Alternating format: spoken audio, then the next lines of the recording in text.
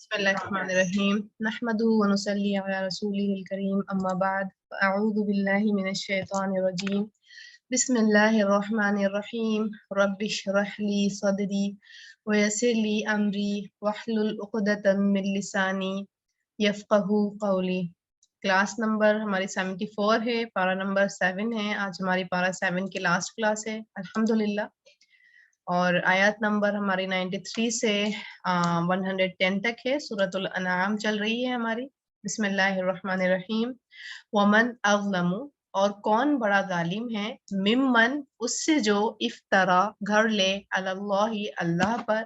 कदिबन, झूठ, औ या कौला, वो कहे, ऊहिया, वही की गई, इलैया, तरफ मेरी, वलम, हालांकि नहीं, यूहा, वही की गई, इलैही, तरफ उसके, शैउन, कोई चीज, वमन, और जो कौला कहे, सउनजिला, जरूर मैं नाजिल करूंगा, मिस्ला मानिन, माँ उसके जो, अनजला, नाजिल किया, अल्लाह, अल्लाह ने। यानी यहाँ पर मैंने इसको करा था। हाँ, ये तीनों जो है अल्लाह ताला मिसालें बता रहे हैं उसके बारे में, जो शख्स जालिम है। यानी कौन बड़ा जालिम है, यानी वही जालिम है।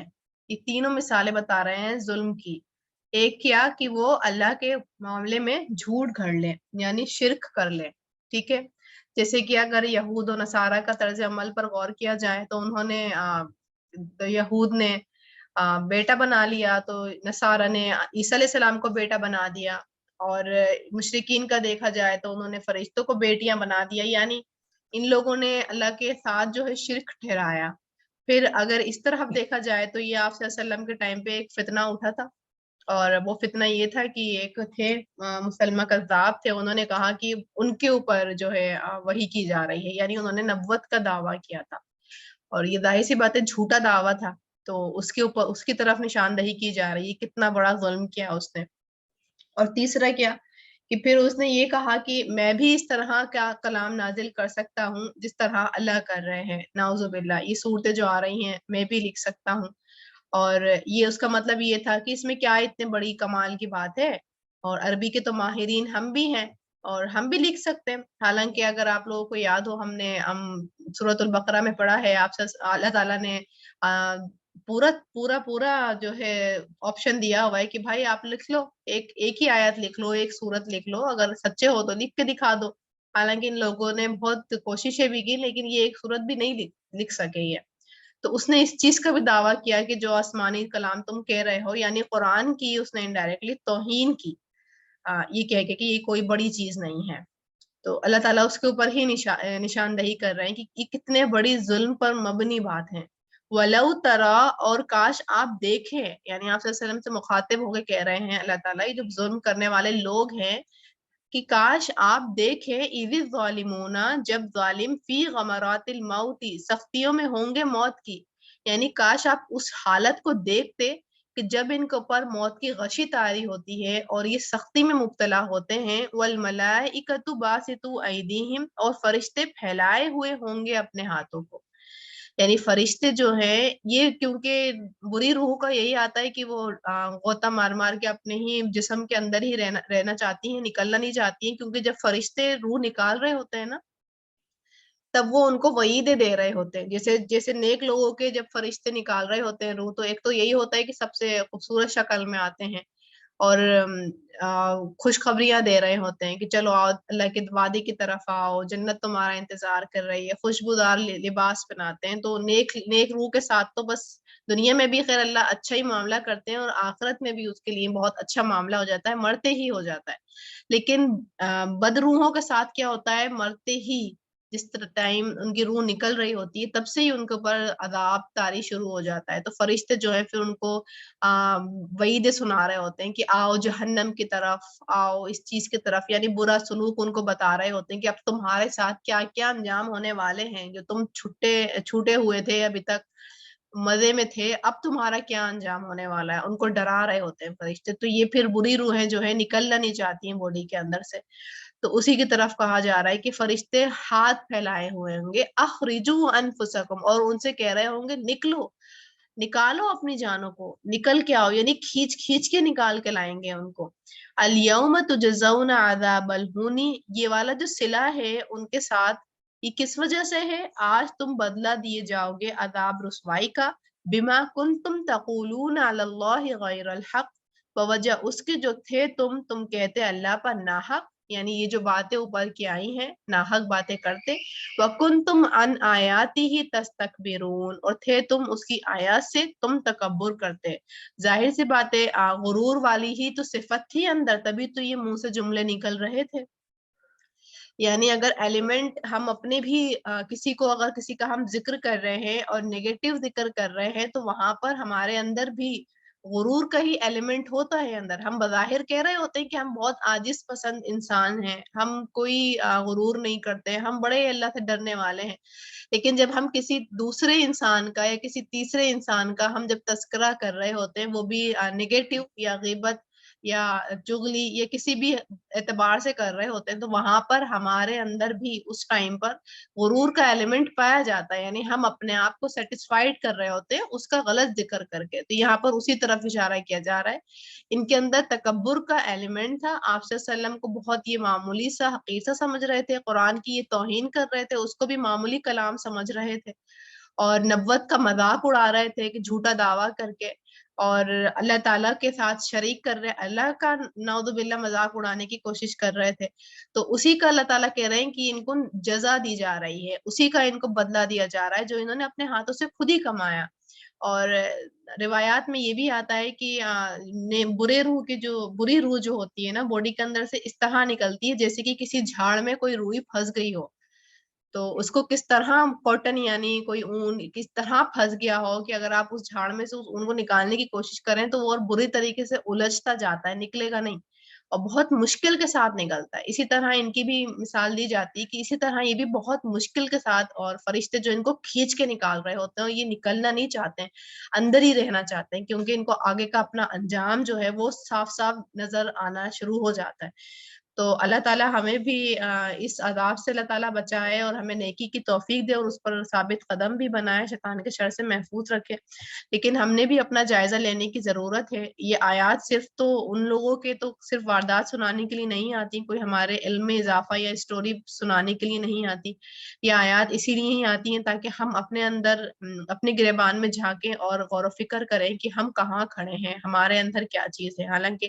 ہم یہ بات بھی جانتے ہیں کہ رائے کے دانے کے برابر بھی اگر کوئی انسان کبر لے کے جائے گا، غرور لے کے جائے گا، تو وہ جہنم میں غوطہ کھائے گا، جنت میں نہیں جائے گا۔ تو اس چیز کا ہم نے بھی اپنے اوپر تزکیہ کرنا ہے اور غور و فکر کرنا ہے۔ آگے وَلَقَدْ جِئْتُمُونَا، اور البتہ تحقیق آ گئے تم ہمارے پاس، فرادا اکیلے اکیلے، کما جیسا کہ خلقناکم پیدا کیا تھا ہم نے تمہیں، اول مرہ پہلی بار، وَتَرَكْتُمْ مَا خَوَّلْنَاكُمْ وَرَاءَ ظُهُورِكُمْ، اور چھوڑ آئے تم جو دیا ہم نے تمہیں پیچھے اپنی پشتوں کے۔ یعنی کہ جب انسان اب یہاں پر کب کا منظر بتایا جا رہا ہے، قیامت کا منظر کھینچا جا رہا ہے کہ اب وہ نکل چکا ہے، یعنی ظالموں کے خبر دی جا رہی ہے قیامت کا منظر کھینچ کے، کہ اب وہ قیامت کے منظر میں یعنی حشر کے میدان میں کھڑا ہوا ہے، اور اس سے یہ بات کہی جا رہی ہے کہ تم تو اب اکیلے کھڑے ہو، وہاں تو بڑے قبیلے اور بڑی طاقتوں کا ذکر کیا کرتے تھے، اب تم ان ساری طاقتوں کو، ان ساری آرائشوں کو، ساری نعمتوں کو چھوڑ کر آ گئے، یہاں صرف تم خالی ہاتھ اکیلے کھڑے ہو۔ وَمَا نَرَى مَعَكُمْ شُفَعَاءَكُمُ الَّذِينَ زَعَمْتُمْ أَنَّهُمْ فِيكُمْ شُرَكَاءُ، اور نہیں ہم دیکھتے ساتھ تمہارے سفارشوں کو، اور وہ جو گمان کیا تھا تم نے کہ بے شک وہ تم میں شریک ہیں، یعنی تمہارے وہ شریک، وہ ہمدرد، وہ نمائندار وہ کہاں ہیں جو تم دنیا میں جن کو ساتھ ساتھ لیے چلتے تھے، اور دنیا میں جن کا تم زوم اٹھایا کرتے تھے، اور دنیا میں تمہیں اس بات کا اعتبار تھا، اس بات کا بھروسہ تھا کہ یہ لوگ تمہارے ساتھ رہیں گے تو تمہیں کوئی نقصان نہیں ہوگا، تو وہ لوگ کہاں ہیں؟ لَقَدْ تَقَطَّعَ بَيْنَكُمْ وَضَلَّ عَنْكُمْ مَا كُنْتُمْ تَزْعُمُونَ، البتہ تحقیق کٹ گیا تعلق تمہارے درمیان اور گم ہو گیا تم سے وہ جو تھے تم گمان کیا کرتے، یعنی جن لوگوں کا تم کو سہارا تھا، جن بتوں کا تم کو سہارا تھا، جن چیزوں کے بارے میں تم مطمئن تھے کہ یہی تمہیں بچائیں گی، یہ تمہیں اللہ کے عذاب سے بچائیں گی، قیامت کے دن بچائیں گی، تمہیں دنیا میں بھی پروٹیکٹ کریں گی، تمہیں آخرت میں بھی پروٹیکٹ کریں گی، تو وہ سارے تعلق تم سے آج کٹ گئے، اب تم خالی ہاتھ کھڑے ہو، تمہارے کوئی شریک، کوئی دوست، کوئی بت، کوئی نہیں ہے، جن کا تم دعویٰ کرتے تھے سارے گم ہو چکے ہیں۔ ان اللہ فالق الحب والنوا، کس طرح تم اللہ سے منہ موڑ سکتے ہو، کس طرح تم اللہ سے بے نیاز یا اللہ سے گم ہو سکتے ہو، اللہ کو کس طرح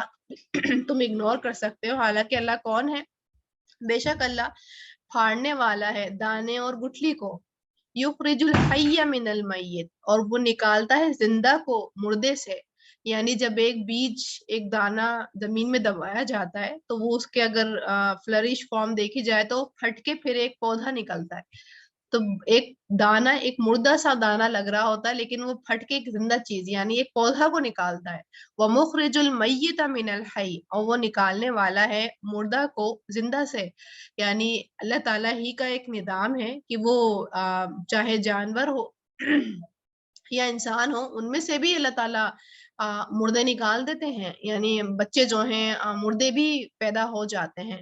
ذالکم اللہ فانا تؤفکون، یہ اللہ ہے، یعنی تم ہی پھر اللہ کی طرف آتے ہو، یہ اللہ ہے، اگر اللہ چاہے تو بچے کو اندر فوت کر دے اور پھر پیدا کروا دے تم سے، اور تم کہاں گم ہو، تم کہاں پھیرے جاتے ہو، کس چیز کا تمہیں وہم و گمان ہے، کہاں تمہارا دھیان ہے، کیوں تم اللہ سے غافل ہو۔ اور یہ جو جملے تھے نا بڑے مجھے جھنجھوڑ دینے والے لگ رہے تھے، میں نے اس لیے ان کو ہائی لائٹ بھی کیا تھا کہ واقعی ہم دنیا میں اتنے زیادہ غرق ہو چکے ہیں دنیا میں، اور لمبی لمبی آرزوؤں میں اور طویل ہم نے خواہشات بنائی ہوئی ہیں کہ فلاں یہ کریں گے، وہ کریں گے، تب یہ کریں گے، حالانکہ انسان کو پل بھر کی نہیں پرواہ، پل بھر کی نہیں فکر، انسان کو نہیں پتا کہ ابھی تھوڑی دیر میں ہی کیا ہونے والا ہے اس کے ساتھ۔ اور اللہ سے غافل، اللہ کو تو پسند ہی نہیں وہ مجلس جہاں پر باتیں ہوں، کہہ کے لگائے جائیں، تذکرے ہوں، لیکن اللہ کا ذکر نہیں ہو، وہ تو مجلس بھی انسان کے لیے قیامت کے دن باعث عذاب ہوگی اور باعث شرمندگی ہوگی، باعث حسرت ہوگی کہ وہ انسان اتنا زیادہ حسرت زدہ ہوگا، وہ یہ سوچے گا کاش یا تو میں اس مجلس کا حصہ نہیں ہوتا، یا وہ مجلس بنا اللہ کے ذکر سے خالی نہیں ہوتی، یعنی اللہ کے ذکر کے ساتھ ہوتی۔ فالق الاسباح، یعنی وہ تو اللہ ایسا ہے کہ پھاڑنے والا ہے صبح کا، وجعل اللیل سکنا، اور اس نے بنایا رات کو باعث سکون، یعنی یہاں اللہ تعالیٰ ہمیں غور و فکر کی دعوت دے رہے ہیں کہ یہ جو ہم نے اپنے آپ کو بے نیاز کیا ہوا ہے نا، صرف گھر کے کاموں میں، تھوڑی بہت پڑھائی میں، بس دیٹس اٹ، اور ہاں صبح ہو رہی ہے اور شام بھی ہو رہی ہے، وہ جملہ بولا جاتا ہے کہ صبح ہوئی، شام ہوئی، زندگی تمام ہوئی، تو وہ ہماری زندگی تمام والی ہی کیٹیگری میں ہے، وہ جو ہم نے پیشے بنا دی ہے نا کہ سائنٹسٹ کا کام ہے سورج، ستارے، چاند اور جرمس اور نئی نئی بیماری پہ غور کرے، اور ہمیں کیا ضرورت ہے کہ ہم اپنے جسم پر، اپنے اعضاء پر ہم غور و فکر کریں، یہ ہمارا کام نہیں ہے، تو ایک پروفیشن ہے، یہ سائنٹسٹ کا پروفیشن ہے، وہ ڈاکٹر کا پروفیشن ہے، یہ سب الگ الگ پروفیشنز ہیں، ہم تو ایک نارمل سی خواتین ہیں جو گھر میں بیٹھی ہوتی ہیں، ہمارا تو بس کام یہی ہے کہ وہ دال میں نمک کتنا پڑ گیا ہے، روٹیاں کتنی ڈالنی ہیں آج، بس ہمارا تو صرف مقصد اتنا ہی ہے زندگی کا، اور تو کوئی مقصد ہی نہیں ہے۔ لیکن یہاں اللہ پاک کیا کہہ رہے ہیں، یہاں اللہ تعالیٰ ہمیں غور و فکر کی تبلیغ کر رہے ہیں کہ ذرا گھر سے باہر بھی نکلو، دانے کو بھی دیکھو کس طرح پھٹ کے وہ ایک پودا بناتا ہے، کس طرح صبح ہوتی ہے، کس طرح رات کو تمہارے لیے سکینت کا باعث بنایا ہوا ہے، والشمس والقمر حسبانا، اور سورج اور چاند کو حساب کا ذریعہ، ذالک تقدیر العزیز العلیم، یہ اندازہ ہے بہت زبردست کا، بہت علم والے کا، یعنی اس نے یہ کام، یہ ساری چیزیں یوں ہی نہیں کر دی، یہ ایک مقدار کے ساتھ، ایک اندازے کے ساتھ چل رہی ہیں، ایک ڈسٹینس کے ساتھ گھوم رہی ہیں، تو غور و فکر کرنے والی بات ہے، کیونکہ ہم خود ہی غور و فکر نہیں کرتے تو بچے بھی نہیں کرتے، تو یہ پورا ایک سرکل چلا چلا جاتا ہے، اور ہمیں اس طرح ہوش ہی نہیں ہوتا ہے کہ ہم اس طرف جائیں اور چاند ستاروں کو بھی غور کریں۔ میری بیٹی کو ماشاءاللہ اس چیز میں بڑا شوق ہے، وہ بڑا چھوٹی چھوٹی چیزیں سوچتی ہے اور پڑھتی ہے اور بتاتی ہے، وہ مجھ سے کہتی ہے ممی آپ کو شوق نہیں ہے؟ میں کہتی ہوں بچپن میں ہوگا شوق، بچپن میں ستارے بھی دیکھتے تھے، اس میں نقشے بھی بناتے تھے کہ اس میں گھوڑا دکھ رہا ہے، اس میں یہ دکھ رہا ہے، لیکن جیسے جیسے بڑے ہوتے گئے، پڑھائیوں کا بوجھ ڈلتا گیا، تو ویسے ویسے ستاروں کو بھی دیکھنا کم کر دیا، کتابوں کو دیکھنا زیادہ شروع کر دیا، اور وہ سلسلہ آج تک قائم ہے سبحان اللہ۔ اور کہ کتابوں کو ہی زیادہ دیکھ لیتے ہیں اس چیز کے بجائے کہ صبح کس طرح ہو رہی ہے، کس طرح اللہ نے ایک میکینزم چلایا ہوا ہے، کس طرح ہم ایک دنیا گھوم رہی ہے اور ہمیں محسوس نہیں ہو رہا ہے کہ دنیا گھوم رہی ہے۔ کبھی ہم الٹے بھی لٹکے ہوئے ہوتے ہیں کبھی ہمارے الٹ لوگ جو کھڑے ہیں دنیا میں وہ سیدھے کھڑے ہوتے ہیں، لیکن ہمیں کبھی محسوس نہیں ہوتا۔ ہمارا تو کبھی کھانا الٹا نہیں گرتا، ہم تو کبھی الٹے نہیں گرتے، اور ہمیں یہ آسمان کیوں نیلا دکھ رہا ہے، اور سورج کتنا بڑا ہے۔ واقعی ہمیں غور نہ تو ہمیں توفیق ہوتی ہے اور نہ ہی ہم توفیق پیدا کرنا چاہتے ہیں۔ ہم سوچتے ہیں یہ تو فلاں کام ہے، بیٹی ہے یہ تو آپ کا شوق ہے آپ کرو، میرا شوق تو میں یہ ہے، یہ والی کتاب پڑھنا ہے تو میں یہ پڑھوں گی۔ تو مطلب اللہ تعالیٰ نے تو نہیں کہا نا کہ یہ بس فلاں ایک ریسرچ ہے اور یہ فلاں ہی انسان کرے گا، فلاں ہی شعبہ کرے گا۔ اور آپ کہاں ہیں؟ یہاں تو اللہ تعالیٰ نہیں کہہ رہے ہیں کہ یہ اسپیسیفک لوگ ہی اس چیز کو غور کریں گے، یہاں تو ہم سب کو اللہ تعالیٰ تبلیغ کر رہے ہیں کہ ان سب پر بھی تو غور کرو، ذرا اپنے گھر کے چھت سے بھی تو باہر نکل کے ان پر بھی تو دیکھو نا کہ رات کس طرح آ جاتی ہے، سورج چاند کا کیا کام ہے، صبح کس طرح تم ایک دم سے صبح ہو جاتی ہے، فریش تم فیل کرتے ہو، رات ہوتی ہے تو تم تھکان فیل کرتے ہو، تمہارا باڈی جو ہے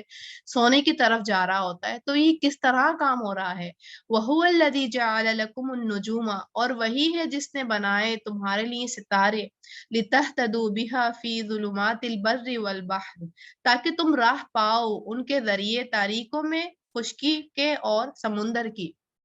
یعنی یہاں پر چاند ستارے کی ایک روشنی کا مقصد بتایا جا رہا ہے کہ یہ اس طرح ہے تاکہ تم جب گھر سے نکلو اور لائٹ نہیں ہو تو تمہیں راستہ دکھ رہا ہو، تم اس طرح نہیں ہو کہ کہاں تم ایک اندھیرے غار میں آ گئے ہو کہ تمہیں کچھ نظر نہیں آ رہا ہے۔ اور اسی طرح ستاروں کا ذکر قرآن میں ایک اور جگہ بھی آیا ہے کہ ان کو مزین، یعنی آسمان کو خوبصورتی کا بھی باعث ہے، مزین کرنے کے لیے بھی ہیں ستارے۔ اور بھی بہت سارے مقصد ہیں لیکن ہمیں توفیق نہیں ہے کہ ہم اس طرف جائیں اور ان کو سوچیں اور اللہ تعالیٰ کی دل سے سبحان اللہ کہیں۔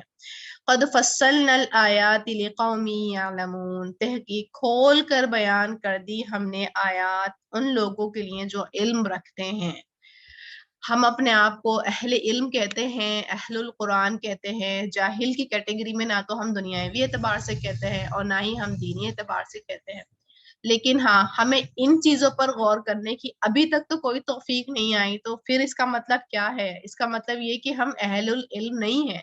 ہم ان لوگوں میں شامل ہی نہیں ہے کہ جو اپنے آپ کو علم رکھنے والے سمجھتے ہیں، کیونکہ جو اپنے آپ کو علم رکھنے والا سمجھے گا تو وہ تو ابراہیم علیہ السلام کی سنت پر بھی عمل کرے گا، وہ آپ صلی اللہ علیہ وسلم کی سنت پر بھی عمل کرے گا، وہ غور کرے گا چاند ستاروں میں، وہ اس طرف جائے گا، اپنے لیے وقت نکالے گا کہ میں اس کو بھی تو دیکھوں نا، یہ دنیا میں جو نشانیاں پھیلی ہوئی ہیں تو ان نشانیوں کا بھی تو میں تذکرہ کروں، سوچوں، ان کو بھی تو پڑھوں، یہ بھی تو ہے نا میرے ارد گرد، یہ بھی تو مجھے غور و فکر کی تبلیغ کر رہی ہیں، یہ بھی تو دعوت دے رہی ہیں، کتنی بڑا ایک نظام چل رہا ہے، تو کیوں چل رہا ہے، کیسے چل رہا ہے، یہ یوں ہی چل رہا ہے یہ۔ پھر آگے وَهُوَ الَّذِي أَنشَأَكُم مِّن نَّفْسٍ وَاحِدَةٍ، اور وہی ہے جس نے پیدا کیا تمہیں ایک جان سے، یعنی آدم علیہ السلام سے۔ آدم علیہ السلام اور حوا علیہ السلام کا ذکر آ رہا ہے۔ فَمُسْتَقَرٌ، پھر ایک رہنے کی جگہ، یعنی عورت کے وم میں بچہ جو رہ رہا ہوتا ہے پیدا ہونے سے پہلے، وَمُسْتَوْدَعٌ، اور ایک سپرد کیے جانے کی جگہ، یعنی قبر کا یہاں پر ذکر کیا جا رہا ہے کہ اللہ ہی ہے جس نے تم کو پیدا کیا ہے ایک نفس سے، اور تمہارے پھر دو ٹھکانے دیے ہیں۔ ایک ٹھکانہ تم جب ماں کے پیٹ کے اندر ہوتے ہو تب رہ رہے ہوتے ہو، پھر کچھ عرصے کے لیے تم دنیا میں آتے ہو، پھر تم قبر کے پیٹ میں چلے جاتے ہو۔ غور کیا جائے نا، وہاں پہ بھی تو اندھیرا ہی ہے نا، ادھر بھی تو قبر بھی ایک، یہاں پر قبر کو بھی اللہ تعالیٰ ماں کے پیٹ سے مشابہ کر رہے ہیں کہ تم پھر ادھر بھی اسی طرح چلے جاتے ہو، لیکن بیچ کا عرصہ جو آتا ہے تمہارا، جو تم دنیا میں مقیم ہوتے ہو، رہتے ہو، وہی دارالعمل تمہارا جو یہ پارٹ کھول جاتا ہے، دونوں کی لیکن شکلیں مختلف ہیں۔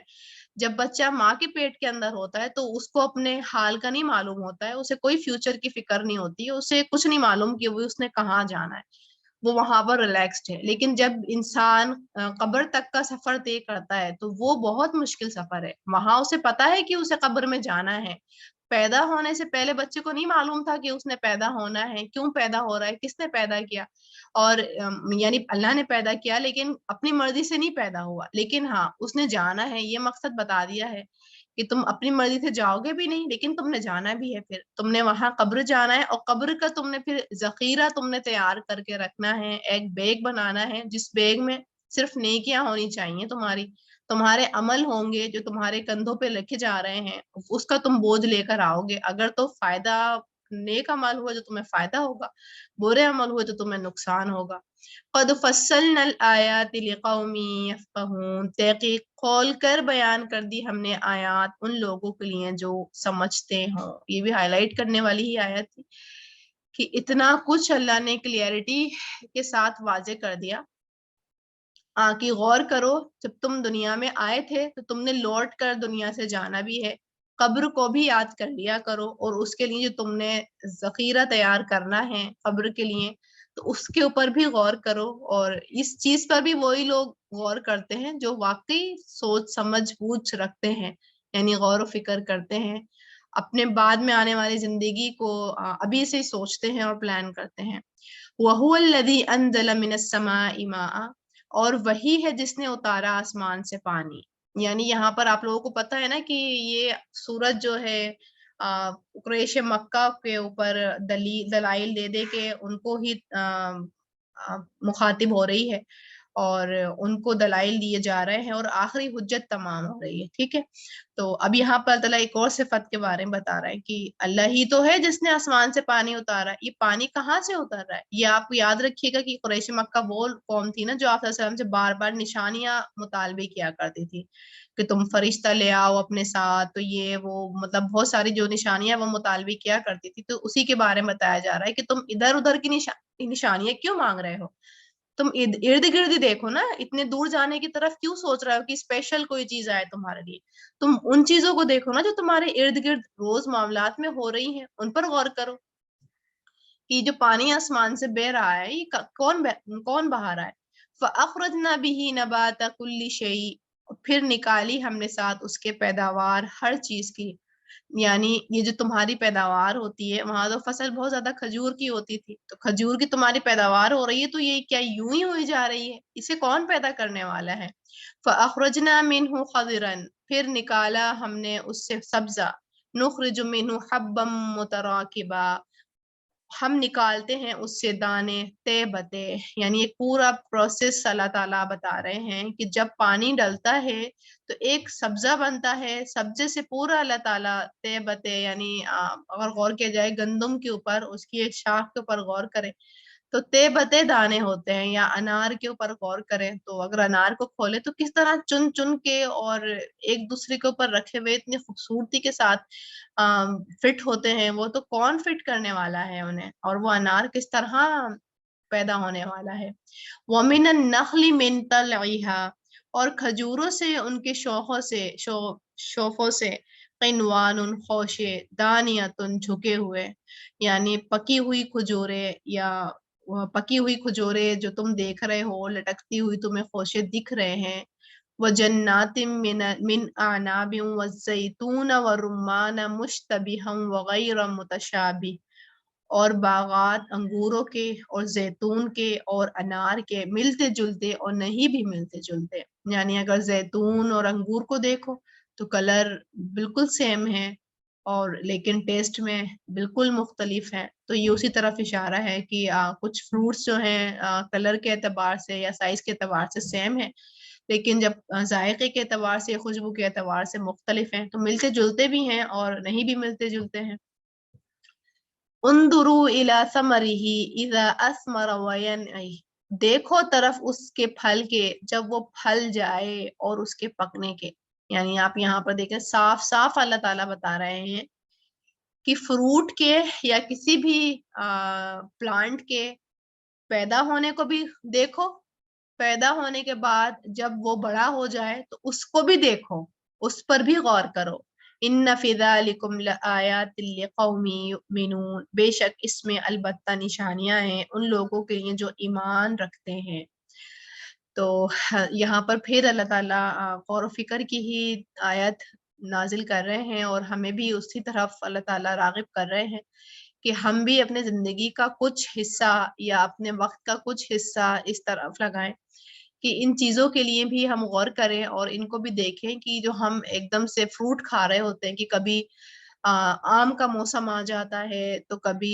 تربوز کا موسم آ جاتا ہے، تو یہ موسم کس طرح ایک دم سے یہ فروٹس آ جاتے ہیں، ان کا کیا میکینزم ہے، یہ کس طرح کب سے یہ پیداوار شروع ہو جاتی ہے اور کب یہ پھل پھولتے ہیں اور کس طرح یہ ایک بیج ڈلتا ہے تو یہ اتنے بڑے ہوتے ہیں، ان کی چھوٹی ساری شکل ان کی کیا تھی، جب یہ بڑے ہوئے تو کیا شکل تھی، اور ایٹ لیسٹ اگر اتنا بھی نہیں دیکھا جا رہا ہے تو اس چیز پر ہی غور کر لیں کہ جب فروٹ کھائیں تو پھر دیکھیں کہ کس طرح اللہ تعالیٰ نے باہر کی شکل الگ رکھی ہے، اندر کی شکل الگ رکھی ہے، باہر سے خوشبو الگ آ رہی ہے، اندر سے خوشبو الگ آ رہی ہے، اور کس طرح اللہ تعالیٰ نے یہ ایک نظام بنایا ہوا ہے، اور انسان کے غور و فکر کرنے کے لیے اللہ تعالیٰ نے ہر چیز کھولی ہوئی ہے اور بہت سارے نشانیاں ہیں اور ہر چیز میں نشانی ہے، اور انسان کا بوریت دور کرنے کی اور اسٹریس فری لائف کرنے کے لیے اللہ تعالیٰ نے بہت سارے مواقع دیے ہوئے ہیں، لیکن ہوا بس یوں ہی کہ ہم نے جب اپنے آپ کو بند کیا اور جب ہم اپنی زندگی کو ایکسلنس کے لیول سے اتار کے پروڈکٹیوٹی پہ جب لے کر آئے کہ نہیں ہم نے بس پروڈکٹیو بننا ہے، جب ہم نے یہ والا نعرہ لگایا تو پھر ہم پروڈکٹیو بے شک بن گئے، لیکن ہاں ہم اپنی جو فطرت سے تھے، وہ جو حقائق تھیں، وہ جو اللہ تعالیٰ نے ہمارے ذہن میں غور و فکر والا ایک ایلیمنٹ جو ایک چپ فٹ کی ہوئی ہے، ہر چیز کو گہرائی سے سمجھنے کی چپ فٹ کی ہوئی ہے، اس کو ہم نے ہاں ضرور پیچھے کر دیا، پس پش ڈال دیا اور اس کو ہم نے ایک طریقے سے زنگ لگانے کے لیے چھوڑ دیا۔ پھر ہم ہر بات کو سطحی طور پہ لیتے ہیں،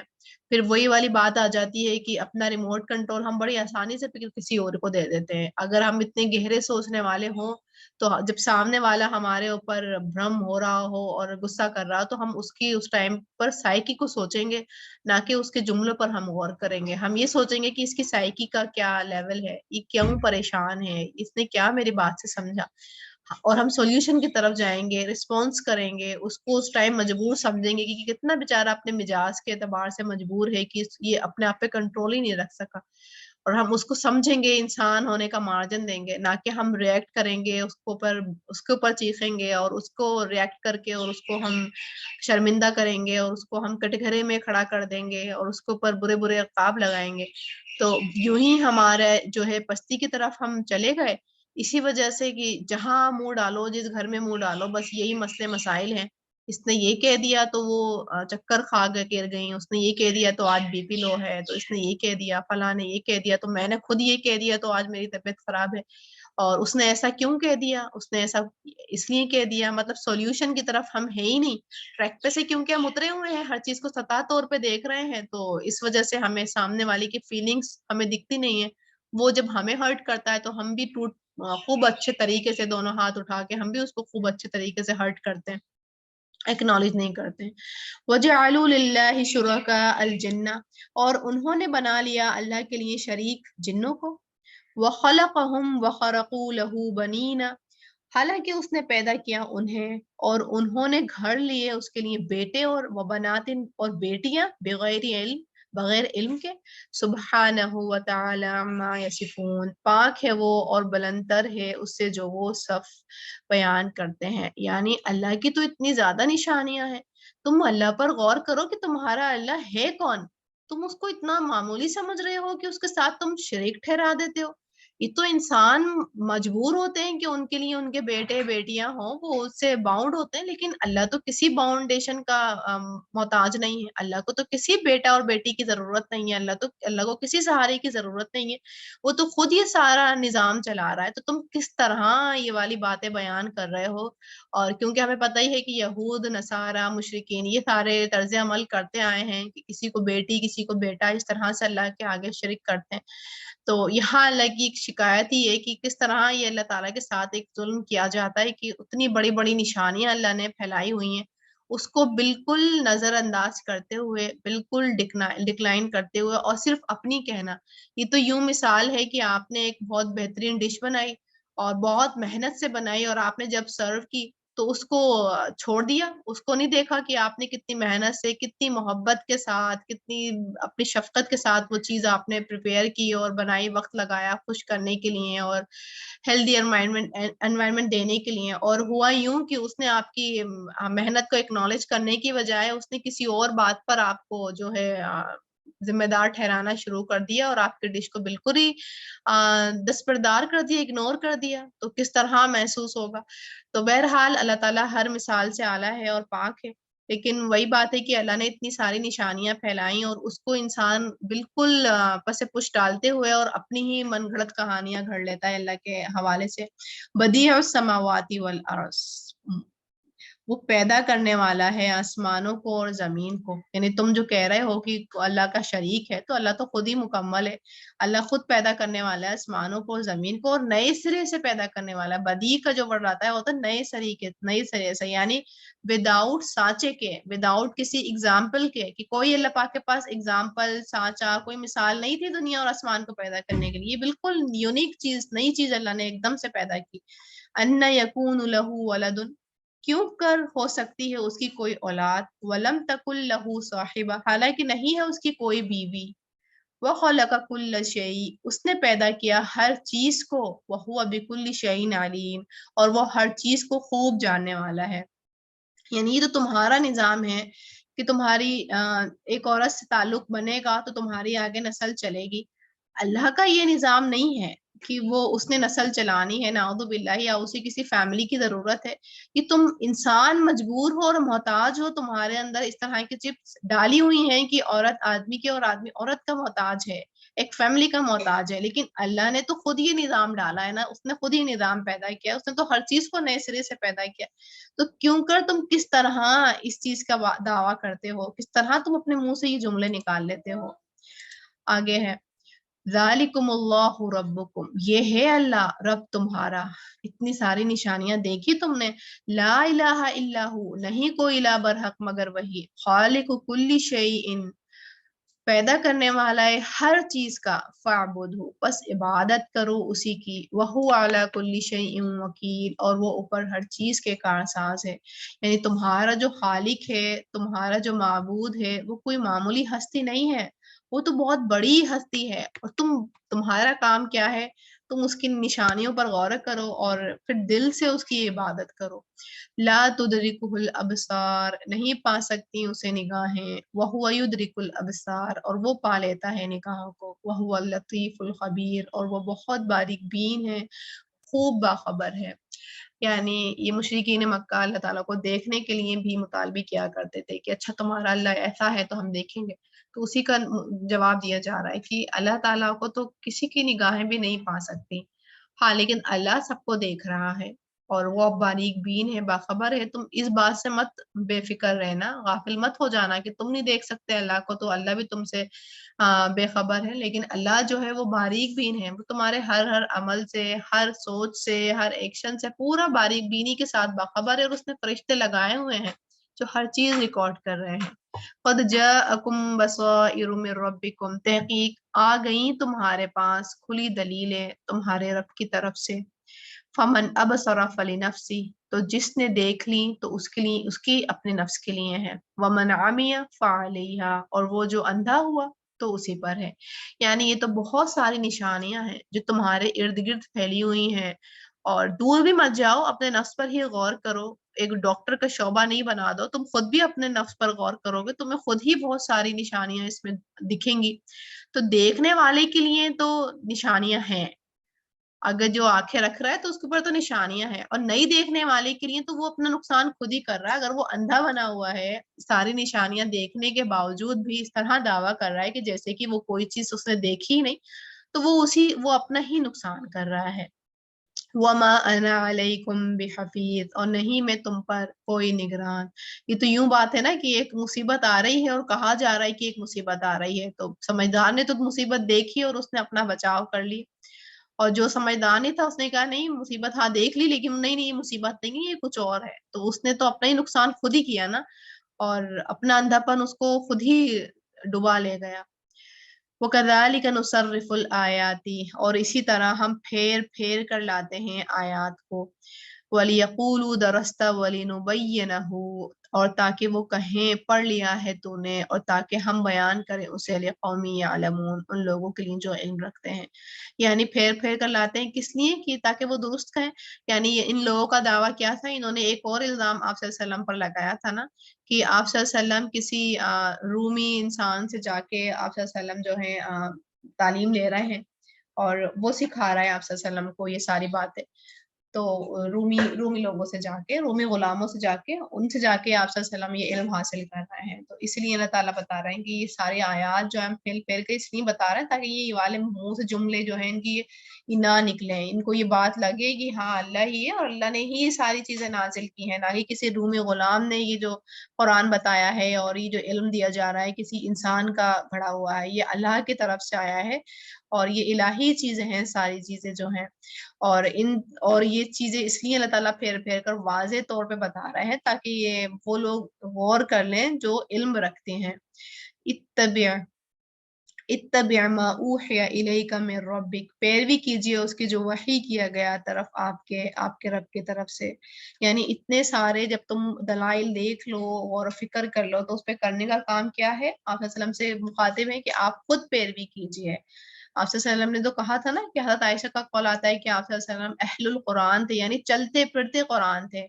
اگر قرآن کو دیکھنا تھا نا کس انسان نے پورے قرآن پر عمل کیا تو وہ آپ صلی اللہ علیہ وسلم تھے جو چلتے پھرتے قرآن تھے.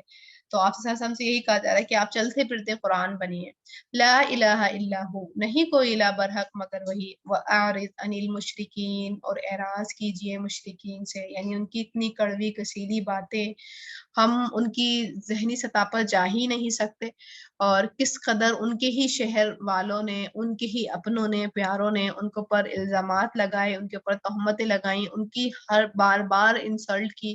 اور ان کی بھی کی ساتھ میں اللہ تعالیٰ کی بھی انہوں نے نعوذ باللہ انڈائریکٹلی کی. تو یہ کتنی زیادہ پینفل ایک سچویشن ہوتی ہوگی آپ صلی اللہ علیہ وسلم کے لیے، اور کتنے زیادہ وہ غمزدہ ہو بھی جاتے ہوں گے، وہ بھی انسان ہی تھے. تو اللہ تعالیٰ ان سے یہی کہہ رہے ہیں، آپ صلی اللہ علیہ وسلم کو تسلی دیا کرتے تھے نا کہ آپ تو اپنا کام کریں، آپ کا کام ہے اپنا کام کرنا، اور ان لوگوں کی باتوں سے آپ اگنور کریں، ان لوگوں کی باتوں پہ توجہ نہیں دیں. اور ان کی سائیکی دوسری ہے، ان کی سائیکی کو ہی سمجھیں آپ کہ ان کی سائیکی کیا ہے. انہوں نے سمجھنا نہیں ہے یہ کون ہے، یہ وہ ہیں ومن عمیہ ہیں، یہ جو اندھے بنے رہتے ہیں نشانیوں سے. تو ان سے اعراض بڑھتی ہے. وَلَوْ شَاءَ اللَّهُ مَا أَشْرَكُوا، اور اگر چاہتا اللہ نہ وہ شرک کرتے ہیں. یعنی اگر اللہ کے تو اختیار میں سب کچھ ہے، اللہ چاہے تو سبھی بندوں کو نیکی پر لگا دے اور سب بندے جو ہیں نیک کام کریں اور جنت میں جائیں. تو لیکن اللہ کے یہاں زبردستی نہیں ہے نا کہ وہ زبردستی روک ٹوک لگائے اور فرشتے ہی کچھ ایسے مسلط کھڑے کر دے اور مندروں کے باہر کھڑے کر دے یا مشرکین کے سر پہ کھڑے کر دے کہ تھاڑ سے ڈنڈا مارے کہ تم ایمان لاتے ہو کہ نہیں لاتے ہو. تو ظاہر سی بات ہے ہر کوئی ایمان لے آئے گا، لیکن وہ والا ایمان نہیں چاہیے نا اللہ پاک کو جو اللہ کے خوف کے ساتھ اور ڈنڈا مار کے ہی آئے. اللہ کو تو وہ ایمان چاہیے نا جو انسان اپنی مرضی کے ساتھ کرے اور اپنی مرضی سے اللہ تعالیٰ کی طرف آئے، وہ والے لوگ اللہ پاک کو چاہیے. تو اللہ کیا کہہ رہے ہیں کہ آپ ان سے اعراض کیجئے، اور اگر اللہ چاہتا تو ان کو درست روش پہ لے آتا، کسی طرح سے بھی لے آتا. وَمَا جَعَلْنَاكَ عَلَيْهِمْ حَفِيظًا، اور نہیں بنایا ہم نے آپ کو ان پر محافظ. اور آپ اس بات سے بے فکر رہیے، آپ کا کام ہے تبلیغ کرنا، آپ تبلیغ کیجئے، لیکن ہاں آپ کو ان کے اوپر ذمہ دار نہیں بنایا کہ اگر یہ ایمان نہیں لا رہے ہیں یا الٹی سیدھی یہ گوئی کر رہے ہیں تو آپ کی پکڑ ہوگی، آپ کی کوئی پکڑ نہیں ہوگی. وما انت علیہم بوکیل، اور نہیں آپ ان پر کوئی کارساز. یہ ان کے جو عمل ہے وہ ان کے لیے ہی ہے، آپ سے نہیں ان کے متعلق پوچھا جائے گا. وَلَا تَسُبُّوا الَّذِينَ يَدْعُونَ مِن دُونِ اللَّهِ، اور نہیں تم گالی دو ان کو جنہوں نے وہ پکارتے ہیں سوائے اللہ کے. فَيَسُبُّوا اللَّهَ عَدْوًا بِغَيْرِ عِلْمٍ، تو وہ گالی دیں گے اللہ کو زیادتی کر کے بغیر علم کے. یہاں پر اللہ تعالیٰ کیا کہہ رہے ہیں، یہ ہم نے پہلے بھی یہ حکم پڑھا ہے کہ جیسے کہ انسان کوئی نیو مسلم ہوتا ہے نا تو پھر وہ کیا کرتا ہے، وہ جوش و جذبات اس کے اندر بہت زیادہ ہوتے ہیں اور گلٹ بھی ہوتا ہے کہ اتنے ٹائم سے وہ کیوں اللہ کے ساتھ شرک کرتا رہا. تو پھر وہ کیا کرتا ہے، وہ جذبات میں آ کے اپنے ہی یعنی اس کے سابقہ جو الہ تھے یا نان مسلمس کو پھر وہ برا بھلا کہنا شروع کر دیتا ہے. تو یہاں اللہ تعالیٰ ایک حکمت سکھا رہے ہیں کہ تم اس طرح نہیں کرنا عمل. اگر تم اس طرح عمل کرو گے تو ان کے تو بت ناحق ہے، ان کی تو کوئی حیثیت نہیں ہے، وہ تو اصلی نہیں ہے، لیکن تمہارا اللہ تو برحق ہے نا، وہ پھر تمہارے اللہ کو جو برحق ہے پھر زیادتی کریں گے، وہ تمہارے اللہ کے خلاف کچھ اس طرح باتیں کریں گے جو اللہ کو زیب نہیں دیتی، تو تم ان کے ریلیجن کو اس طرح کاؤنٹر مت کرو کہ ان کو ہرٹ کرو، ان کو ہرٹ نہیں کرنا، کیونکہ جب وہ ہرٹ ہوں گے تو پھر وہ تمہیں بھی ہرٹ کرنے کی کوشش کریں گے، لیکن تمہارے ہرٹ کرنے کی وجہ سے اللہ تعالیٰ کی طرف وہ بات آئے گی جو کہ ٹھیک نہیں ہے، تو تم اس طرح یہ والا معاملہ نہیں کرو۔ یہ اتنی پیاری یہاں پر اللہ تعالیٰ ایک سنت سکھا رہے ہیں یا ایک حکمت سکھا رہے ہیں کہ جب ایک انسان دین کا کام کرنے نکلتا ہے تو وہ اس چیز کا بالکل دھیان رکھے کہ جب وہ آگے سے بات کسی سے کہنے جا رہا ہے یا نیکی کی دعوت کرنے جا رہا ہے تو وہ سامنے والے کی سائیکی جانتا ہو، کہ سامنے والے کا ٹیمپرمنٹ بھی جانتا ہو، کہ میں جس سامنے والے، کیونکہ تبلیغ تو ہر انسان اس سے کرے گا نا جس سے تعلق ہوگا، اس پر بھی ہم نے پہلے بات کی ہے، تعلق والے سے ہی پہلے تبلیغ کرے گا، اپنے جاننے والوں میں پہلے جا کے یہ بات کرے گا۔ آپ صلی اللہ علیہ وسلم کی تو وہی کا یاد ہے نا کہ آپ صلی اللہ علیہ وسلم سب سے پہلے اپنی وائف کے پاس آئے تھے، پھر اپنے جگری دوست، بچپن کے دوست حضرت ابو بکر کے پاس آئے تھے، پھر جن کی گارجن شپ یعنی ان کے بھتیجے حضرت علی جو ان کے ہی انڈر ان کے سربراہ آپ صلی اللہ علیہ وسلم تھے، ان کو ساتھ میں تھے ان کے، تو ان کو پھر تبلیغ کی تھی، یعنی آپ صلی اللہ علیہ وسلم پہلے اپنے پیاروں سے شروعات کی تھی، ان کے ساتھ شروعات کی تھی تبلیغ کی، جن سے ان کا تعلق بہت زیادہ اسٹرانگ تھا، جن کے بارے میں آپ صلی اللہ علیہ وسلم کو معلوم تھا کہ یہ میری بات کو سمجھیں گے اور یہ مجھے ایک دم سے ہارٹ نہیں کر دیں گے، مجھے ایک دم سے نگلیکٹ نہیں کر دیں گے، آپ صلی اللہ علیہ وسلم کو اس چیز کا اندازہ تھا، تو انہی سے ہی پہلے آپ صلی اللہ علیہ وسلم نے شروعات کی، لیکن ہمارا ہمیشہ سرکل دوسرا ہوتا ہے، ہم ان نون لوگوں سے یا جن کے ساتھ ہمارا تعلق کمزور ہوتا ہے ان سے شروعات کرتے ہیں، ٹھیک ہے، تو ہم نے یہ کام نہیں کرنا ہے، اور جب ہم سامنے والے سے بات کر رہے ہوں گے، تعلق والے سے ہی بات کر رہے ہوں گے، ہمیں پتا ہوگا کہ اس کا لیول کیا ہے، اس کا وہ کس طرح کی بات کو ہضم کر جائے گا، کون سا لیول، آپ اگر کوئی بات بتا رہی ہیں تو اس کی انڈرسٹینڈنگ کتنی ہے، آپ کو سارا کچھ معلوم ہوتا ہے، اس کی سائیکی معلوم ہوتی، تو اس احتیاط کے ساتھ الفاظوں کو چادر پہناتے ہوئے بہت پیار سے محبت کے ساتھ پھر الفاظوں کو رکھنا ان کے سامنے تاکہ وہ ڈسہرٹ نہیں ہو، کیونکہ اگر وہ ڈسہرٹ ہو گیا، آپ کو معلوم ہو اس کا ٹیمپرمنٹ ایشو، تو ایک دم سے الا ولا بولنا شروع کر دیتا ہے، تو وہاں پر آپ اس طرح کی بات نہیں کریں گے، اتنی گہری بات نہیں کریں گے کہ اس کو سمجھ ہی نہ آئے، اس کے لیول کی بات کریں گے تاکہ وہ اپنے دائرے میں رہے اور آپ کی بات سمجھ جائے، اگر نہیں بھی سمجھے تو وہ آپ کو ایک دم سے برا بھلا نہیں کہہ دے، یا آپ کے دین کو ایک دم سے برا بھلا نہیں کہہ دے، یہ نہیں کہہ دے کہ ہاں تم لوگ تو بس اسی طرح کی باتیں کرتے ہو، جمعہ 4 دن تمہیں بس نمازیں پڑھی ہوئی ہوتی ہیں، بس ٹوپی لگا لیتے ہو یا پردہ شروع کر دیتے ہو، تو بس لمبی لمبی باتیں شروع کر دیتے ہو، پہلے تم کیا تھے اور اب کیا ہو، تو اس طرح کا جملے وہ تمہارے نہیں بولے، کیونکہ تمہاری انسلٹ کرنے کی چکر میں وہ دین کی بھی انسلٹ کر رہا ہوتا ہے انکانشیسلی، تو اس چیز کا ہمیں ہی پھر اس چیز کی اللہ تعالیٰ حکمت بتا رہے ہیں کہ ہم نے پھر اپنے طرف سے احتیاط برتنی ہے، كَذَلِكَ زَيَّنَّا لِكُلِّ أُمَّةٍ عَمَلَهُمْ، اسی طرح مزین کر دیے ہم نے واسطے ہر امت کے عمل ان کے، یعنی یہ جو ایک ٹرینڈ ایک فیشن بن چکا ہے خدا کے وجود کو انکار کرنے والا، تو یہ اللہ تعالیٰ نے ان کے عمل کو خوبصورت بنا دیا کہ وہ اللہ کی نشانیوں کو نگلیکٹ کر رہے ہوتے ہیں، اللہ کے وجود کا نگلیکٹ کر رہے ہوتے ہیں، اور کوئی آخرت نہیں ہے، کوئی جنت جہنم نہیں ہے، اس طرح کا دعویٰ کر رہے ہوتے ہیں، تو یہ سارے عمل ان کے لیے اللہ تعالیٰ نے مزین بنا دیے، یا یوں کہیں کہ یہ جو نان مسلمس جو اپنے ہی چیزوں کی پیروی کر رہے ہیں، تو یہ سب عمل ان کے لیے ان کے خوبصورت ہیں، وہ ایک ویو لے کے اس کام کو کر رہے ہیں، اور ان کی نالج میں وہ کام بالکل درست ہے، جیسے کہ ہمارے نالج میں ہمارے وہ کام درست تھے جو ہم یوں کہہ لوں، میں تو کہتی ہوں اسے دور جاہلیت میں ہم وہ کیا کرتے تھے، یعنی ہدایت سے پہلے وہ کام کیا کرتے تھے، تو ہم وہ بالکل سنسیئرٹی کے ساتھ اور پورے اعتقاد کے ساتھ کیا کرتے تھے، وہ تو جب علم آیا ہلکے ہلکے تو پتہ چلا کہ کون سے عمل ہمارے غلط تھے، تو اسی طرح ان کے بھی اعمال جو ہیں وہ ان کی نگاہ میں بالکل ٹھیک ہے، وہ کیوں ٹھیک ہے، کیونکہ یہ اللہ نے ایک میکینزم چلایا ہوا ہے کہ جو انسان جو عمل کر رہا ہے وہ اس میں اپنے آپ کو پرفیکٹ اور بالکل کریکٹ سمجھتا ہے، اور یہ تو اہل علم کی صفت ہوتی ہے، اور اللہ سے ڈرنے والوں کی صفت ہوتی ہے کہ وہ عاجزی اختیار کرنے والے ہوتے ہیں، اپنے علم کو ناکامل اور ذرہ سمجھ رہے ہوتے ہیں، سامنے والا جب ان کو کوئی لرننگ کر رہا ہوتا ہے تو وہاں سے وہ لرننگ لے رہے ہوتے ہیں، نہ کہ اس کا منہ پکڑ کے چپ کرا دیتے ہیں، وہاں سے بھی وہ بات سن کے اور کچھ نہ کچھ سیکھ کر اٹھ رہے ہوتے ہیں، وہ ہر چیز میں لرننگ لے رہے ہوتے ہیں، ٹھیک ہے، یہ لیکن ہمبل لوگوں کی پہچان ہوتی ہے. ثم الى ربهم مرجعهم فينبئهم بما كانوا يعملون، پھر طرف اپنے رب کے لوٹنا ہے ان کا، پھر وہ بتا دے گا انہیں وہ جو تھے وہ عمل کرتے. یعنی تم فکر مت کرو، اپنے حکمت کے ساتھ معاملہ کرو، اور یہ جس بھی بلیف سسٹم میں یہ چل رہے ہیں اور اپنے آپ کو کریکٹ سمجھ رہے ہیں، تو یہ تو اللہ کا کام ہے، ان کو کریکٹ اور انکریکٹ کرنے کا کام اللہ کا ہے، یہ کام تم نے نہیں کرنا ہے، یہ کام ہم نے بھی نہیں کرنا ہے. ہم نے بھی اپنے آپ سے یہ چیز رکھنی ہے کہ جب ہم کسی کے ساتھ کوئی معاملہ کر رہے ہیں،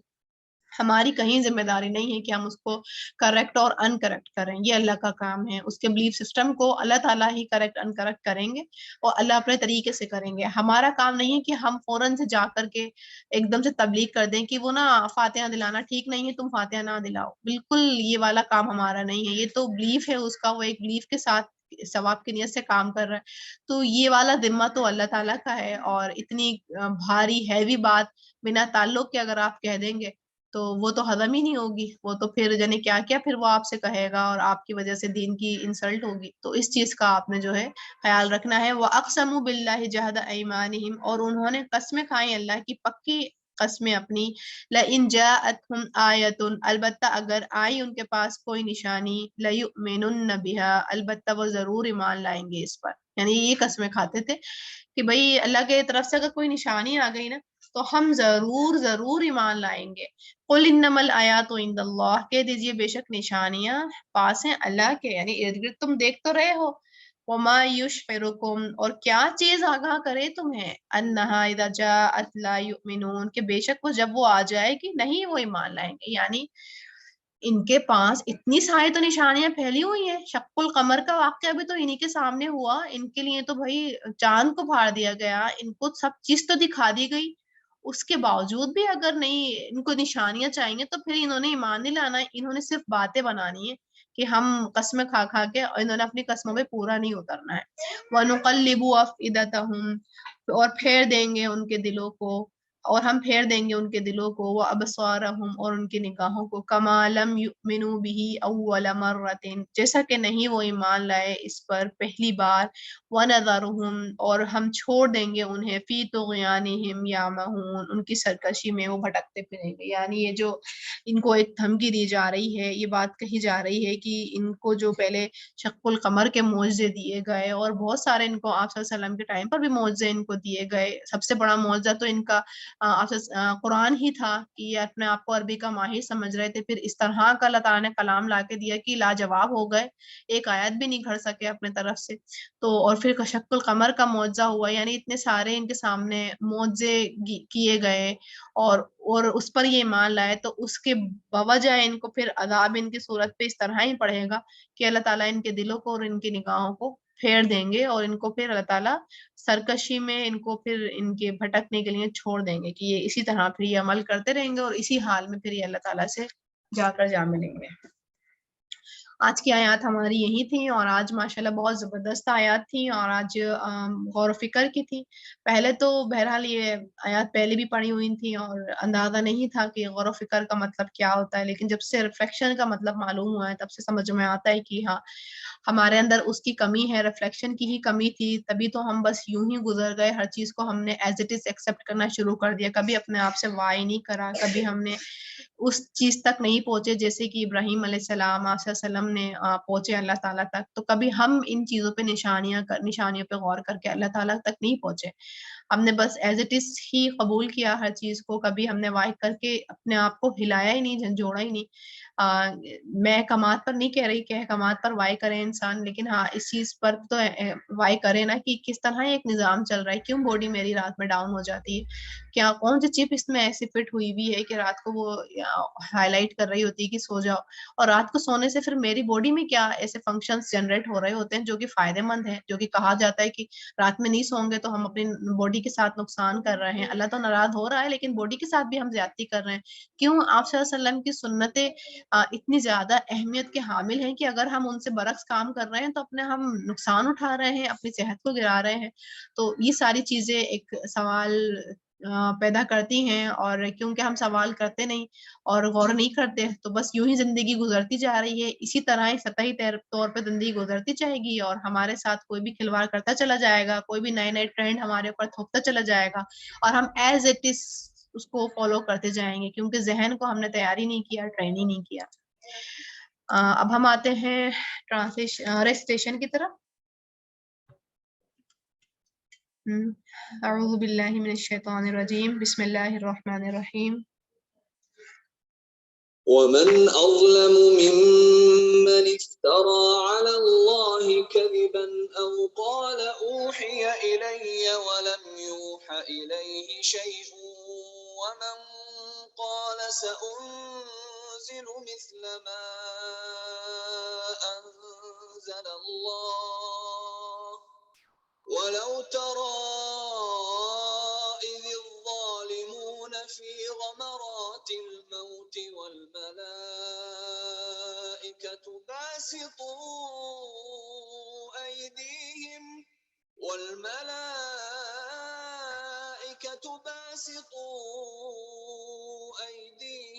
أخرجوا أنفسكم اليوم تجزون عذاب الهون بما كنتم تقولون على الله غير الحق وكنتم عن آياته تستكبرون ولقد جئتمونا فرادا كما خلقناكم أول مرة وتركتم ما خولناكم وراء ظهوركم وما نرى معكم شفعاءكم الذين زعمتم أنهم فيكم شركاء لقد تقطع بينكم وضل عنكم ما كنتم تزعمون إن الله فالق الحب والنوى يخرج الحي من الميت ومخرج الميت من الحي ذلكم الله فأنا تؤفكون فالق الإصباح وجعل الليل سكنا والشمس والقمر حسبانا ذلك تقدير العزيز العليم وهو الذي جعل لكم النجوم لتهتدوا بها في ظلمات البر والبحر قد فصلنا الآيات لقوم يعلمون وهو الذي أنشأكم من نفس واحدة فمستقر ومستودع قد فصلنا الآيات لقوم يفقهون وهو الذي أنزل من السماء ماء فأخرجنا به نبات كل شيء فأخرجنا منه خضرا نخرج منه حبا متراكبا ومن النخل من طلعها قنوان دانية وجنات من أعناب والزيتون والرمان مشتبها وغير متشابه انظروا إلى ثمره إذا أثمر وينعه إن في ذلكم لآيات لقوم يؤمنون وجعلوا لله شركاء خلقهم وخرقوا له بنين وبنات بغير علم سبحانه وتعالى عما يصفون بديع السماوات والأرض أنى يكون له ولد ولم تكن له صاحبة وخلق كل شيء وهو بكل شيء عليم ذلكم الله ربكم لا إله إلا هو خالق كل شيء فاعبدوه وهو على كل شيء وكيل لا تدركه الأبصار وهو يدرك الأبصار وهو اللطيف الخبير قد جاءكم بصائر من ربكم فمن أبصر فلنفسه ومن عمي فعليها وما أنا عليكم بحفيظ وكذلك نصرف الآيات وليقولوا درست ولنبينه لقوم يعلمون اتبع ما أوحي إليك من ربك لا إله إلا هو وأعرض عن المشركين ولو شاء الله ما أشركوا وما جعلناك عليهم حفيظا وما أنت عليهم بوكيل ولا تسبوا الذين يدعون من دون الله فيسبوا الله عدوا بغير علم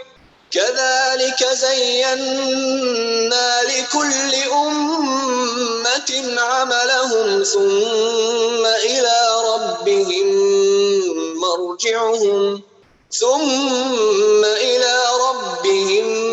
مرجعهم فينبئهم بما كانوا يعملون وأقسموا بالله جهد أيمانهم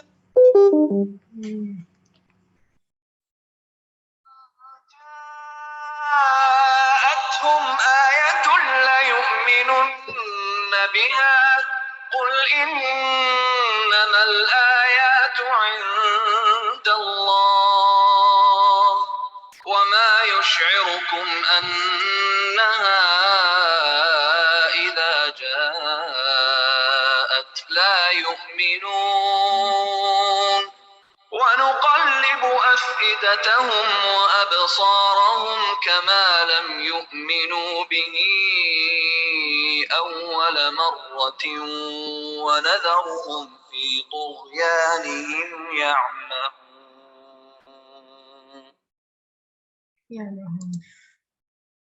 اوکے جی، یہیں تک آج ہمارا سبق تھا. سبحانک اللہم و بحمدک اشہد ان لا الہ الا انت استغفرک و اتوب الیک وآخر دعوانا ان الحمد للہ رب العالمین. السلام علیکم ورحمۃ اللہ وبرکاتہ.